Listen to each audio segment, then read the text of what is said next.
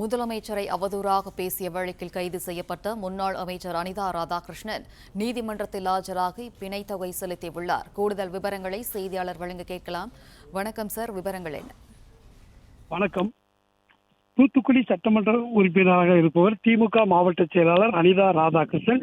இவர் தூத்துக்குடி தெற்கு மாவட்டம் சார்பில் ஆத்தூரில் நடைபெற்ற கலைஞர் பிறந்தநாள் பொதுக்கூட்டத்தில் தமிழக முதல்வர் ஜோசப் விஜய் குறித்து அவதூறாக பேசியதாக இவர் மீது ஆத்தூர் காவல் நிலையத்தில் 3 பிரிவுகளில் வழக்கு பதிவு செய்யப்பட்டது.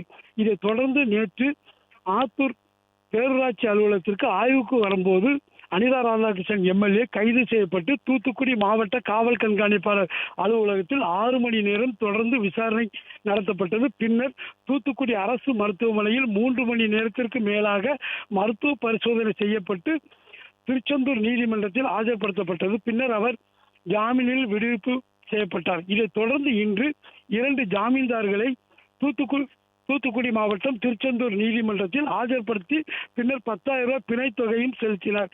இதைத் தொடர்ந்து நாளை முதல் அவர் ஆத்தூர் காவல் நிலையத்தில் தினமும் காலை 10 மணிக்கு கையெழுத்திட வேண்டும் என நீதிபதி உத்தரவிட்டுள்ளார்.